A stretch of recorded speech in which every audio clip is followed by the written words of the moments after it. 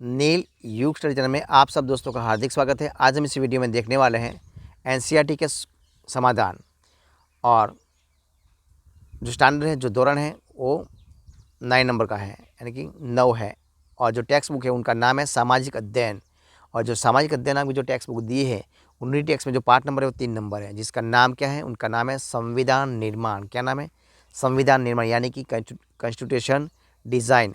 और उन्हीं में जो उनके प्रश्नों के अभ्यास दिए हैं, प्रश्न जो पाठ्य पुस्तक से रिलेटेड है, उन्हीं प्रश्नों को हम इस वीडियो में सॉल्यूशन के रूप में, समाधान के रूप में देखने वाले हैं। तो वीडियो को जरूर देखना। स्टार्ट करते हैं वीडियो की। देखिए सवाल नंबर 1 आपके सामने। देखिए क्या है, ये रहा कि नीचे कुछ गलत वाक्य दिए गए हैं, हर एक में कई गलती है, पहचानें और इस अध्याय के आधार पर उसको ठीक करके लिखें। तो देखिए पहला है, क्या है कि स्वतंत्रता के बाद देश लोकतांत्रिक हो या नहीं, इस पर स्वतंत्रता आंदोलन के नेताओं ने अपना दिमाग खुला रखा था। तो देखिए उनका आंसर पहला क्या था कि स्वतंत्रता के बाद देश लोकतांत्रिक हो, इस विषय पर स्वतंत्रता आंदोलन के नेताओं ने अपना दिमाग खुला रखा था। इस प्रकार आएगा। दूसरा ख, भारतीय संविधान सभा के सभी सदस्य संविधान में कही गई हर एक बात पर सहमत थे। तो इसमें क्या है कि संविधान सभा के अलग अलग सदस्यों के विभिन्न मुद्दों पर अलग अलग विचार थे, किंतु उन्होंने अपने मतभेद सुलझा लिए और संविधान के मूलभूत सिद्धांतों पर उन्होंने एक समान राय रखी थी। तीसरा है, जिन देशों में संविधान है वह लोकतांत्रिक शासन व्यवस्था ही होगी। तो इसमें जवाब आंसर क्या आएगा कि जिस देश में लोकतंत्र है उसमें संविधान होना ही चाहिए। अब देखिए नंबर 4 क्या है कि संविधान देश का सर्वोच्च कानून होता है, इसलिए इसमें बदलाव नहीं होगी। इसमें आंसर है कि यदि संविधान में संशोधन करना पड़े तो उसके लिए संसद के 2/3 सदस्यों का बहुमत होना ही अनिवार्य होता है। अब देखिए दूसरा सवाल। देखिए क्या है कि दक्षिण अफ्रीका का लोकतांत्रिक संविधान बनाने में इनमें से कौन सा टकराव सबसे महत्वपूर्ण था? तो 4 ऑप्शन है, इनमें से सही आंसर हो जाएगा घ। कौन सा घ? यानी कि रंगीन चमड़ी वाले बहुसंख्यकों और अश्वेत अल्पसंख्यकों का। ठीक है। अब देखिए सवाल नंबर तीसरा क्या है, लोकतांत्रिक संविधान में इनमें से कौन सा संविधान प्रावधान नहीं रहता? तो आ जाएगा ऑप्शन डी, देश का नाम है, इसमें शासन प्रमुख का नाम। इस प्रकार आ जाएगा, यानी कि ख, शासन प्रमुख का नाम, यानी कि घ आ जाएगा। ठीक है। दूसरा नंबर पर क्या आ जाएगा? घ, शासन प्रमुख का नाम। अब देखते आगे नंबर 4, संविधान निर्माण में इन नेताओं और उनकी भूमिका में मेल बैठाना है। देखिए मेल कैसे हम बैठा सकते हैं? तो इस प्रकार देखिए कि मोतीलाल नेहरू, B.R. अम्बेडकर, राजेंद्र प्रसाद, सरोजिनी नायडू। और संविधान के बारे में क्या क्या प्रश्न आंसर है कि संविधान सभा के अध्यक्ष, संविधान सभा के सदस्य, प्रारूप कमेटी के अध्यक्ष 1928 में भारत का संविधान बनाया। तो इस प्रकार में कौन कौन सा है? देखिए तो पहला आ जाएगा जो क है, इनमें से 4 है, यानी कि जो मोतीलाल नेहरू है, इनमें क्या आ जाएगा? जो देखिए क्या है कि जो क है, इनमें से 4 आ जाएगा। ठीक है। क्या है कि 1928 में उन्होंने बाद में संविधान बनाया था। किसने? अम्बेडकर ने। ठीक है। इस प्रकार आएगा। देखिए मोतीलाल नेहरू है, इसमें क्या आ जाएगा? नंबर 4, यानी कि ग आ जाएगा। बी अम्बेडकर, तो उन्होंने संविधान सभा के अध्यक्ष है अम्बेडकर, यानी कि 1 आ जाएगा। ठीक है। और तीसरा आ जाए। इस प्रकार देखिए आंसर इधर दिए हुए हैं, पहले में 4 आ जाएगा, 3 और इस प्रकार आ जाएगा। देखते आगे हैं। प्रश्न 5 है कि जवाहरलाल नेहरू के नियति के साथ साक्षात्कार वाले भाषण के आधार पर निम्नलिखित प्रश्नों का जवाब देना है। तो देखिए पहला क्या है, तो आप देख सकते हैं इधर पहला क्या है कि नेहरू ने क्यों कहा कि भारत का भविष्य सुस्ताने व आराम करने का नहीं है? तो देखिए इनमें से क्या हो जाएगा? तो आंसर हो जाएगा कि नेहरू ने यह शब्द प्रयोग किए पूरी तरह या पूरे तरीके से नहीं किए, क्योंकि उनके अनुसार उन्होंने जो काम पूरा करने का बीड़ा उठाया था वह अभी पूरा नहीं हुआ था और शपथ एकदम से पूरी नहीं हो सकती थी, किंतु ये धीरे धीरे पूरी होंगी। अब देखिए ख, इनमें क्या है कि नए भारत के सपने किस तरह विश्व से जुड़े हैं? ग, वे संविधान निर्माताओं से क्या शपथ चाहते हैं? तो देखिए उनके आंसर होगा इधर कि जो शपथ वे भारत के संविधान निर्माताओं से लेना चाहते थे वह यह थी कि वे अपना जीवन भारत, भारतीय लोगों और व्यापक स्तर पर मानवता की सेवा को अर्पित कर दें। अब देखिए ग, हमारी पीढ़ी के सबसे महान व्यक्ति की कामना हर आँख से आंसू पोंछने ही की है। वे इस कथन में किसका जिक्र कर रहे थे? तो वे महात्मा गांधी का जिक्र कर रहे थे।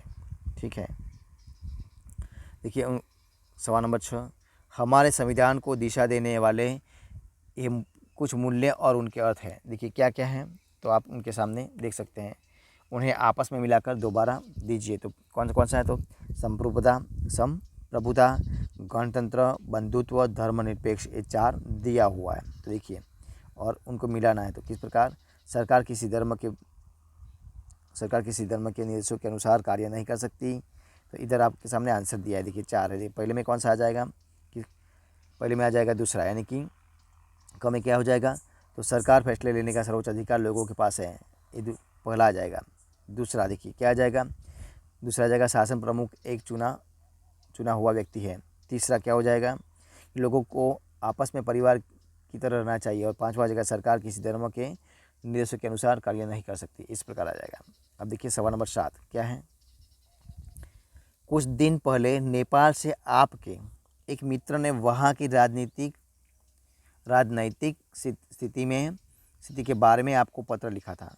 वह अनेक राजनीतिक पार्टियों राजा के शासन का विरोध कर रही थी। उनमें से कुछ का कहना था कि राजा द्वारा दिए गए मौजूदा संविधान में ही संशोधन करके चुने हुए प्रतिनिधियों को ज़्यादा अधिकार दिए जा सकते हैं। अन्य पार्टियों नया गणतांत्रिक संविधान बनाने के लिए नई संविधान सभा गठित करने की मांग कर रही थी। इस विषय में अपनी राय बताते हुए अपने मित्र को पत्र लिखे। तो देखिए उनका आंसर आपके सामने है। निम्नलिखित बिंदुओं से सहायता लेते हुए अपना उत्तर लिखें। निर्वाचित प्रतिनिधियों को और अधिक शक्तियाँ देने के लिए संविधान में संशोधन की मांग, गणतांत्रिक संविधान लिखने के लिए एक नई संविधान सभा और राजा के शासन का विरोध यह दर्शाते हैं कि लोग लोकतंत्र के पक्ष में हैं और राजतंत्रात्मक शासन को अपने देश से उखाड़ फेंकना चाहते हैं। अब देखिए सवाल नंबर 8 आपके सामने है।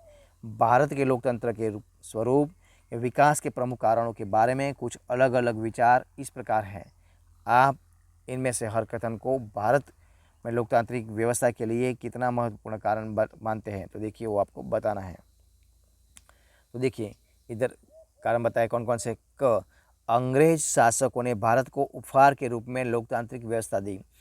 हमने ब्रिटिश हुकूमत के समय बनी प्रांतीय असेंबलियों के जरिए लोकतांत्रिक व्यवस्था में लोग काम करने का प्रशिक्षण पाया। ख, हमारे स्वतंत्रता संग्राम ने औपनिवेशिक शोषण और भारतीय लोगों को तरह तरह की आज़ादी न दिए जाने का विरोध किया। ऐसे में स्वतंत्र भारत को लोकतांत्रिक होना ही था। ग, हमारे राष्ट्रवादी नेताओं की आस्था लोकतंत्र में थी। अनेक नव राष्ट्रों में लोकतंत्र का न आना हमारे नेताओं की महत्वपूर्ण भूमिका को रेखांकित करता है। अब देखिए आंसर देखते हैं। आंसर क्या है? मैं ऊपर दिए गए बिंदुओं को समान महत्व दूंगा, क्योंकि पहला बिंदु दर्शाता है कि ब्रिटिश शासन में हमें लोकतंत्र के लिए आदर्श एवं प्रेरणा उपलब्ध कराई। दूसरे बिंदु में आत्मविश्वास के साथ पूरे राष्ट्र को एकता के सूत्र में बांधा। तीसरा बिंदु दर्शाता है कि हमारे नेताओं ने लोकतंत्र का निर्माण ऐसे तरीके से किया कि यह पूरे देश के लिए एक आदर्श बन गया। अब देखते हैं सवाल नंबर 9। 1912 में प्रकाशित विवाहित महिलाओं के लिए आचरण पुस्तक के निम्नलिखित अंश को पढ़ें। ईश्वर ने औरत जाति को शारीरिक और भावनात्मक दोनों की तरह से ज़्यादा नाजुक बनाया है। उन्हें आत्मरक्षा के लिए भी योग्य नहीं बनाया है। इसलिए ईश्वर ने ही उन्हें जीवन भर पुरुषों के संरक्षण में रहने का भाग्य दिया है, कभी पिता के, कभी पति के और कभी पुत्र के लिए।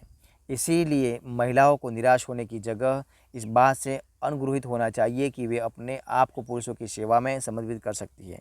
क्या इस अनुच्छेद में व्यक्त मूल्य संविधान के दर्शन से मेल खाते हैं या संवैधानिक मूल्यों के खिलाफ हैं? तो देखिए उनका आंसर क्या हो जाएगा, वो आपके सामने दिया गया पैरा आंशिक मूल्यों को प्रतिबिंबित करता है। यह लिंग भेद के विचार को बढ़ावा देता है। यह संविधान द्वारा प्रचारित समानता की भावना के विपरीत है। अब देखिए सवाल नंबर 10। निम्नलिखित कथनों पर विचार कीजिए। क्या आप उनसे सहमत हैं? अपने कारण भी बताइए। तो देखिए पहला, संविधान के नियमों की हैसियत किसी भी अन्य कानून के बराबर है। तो विधान कैसा है? सत्य। कारण क्या है?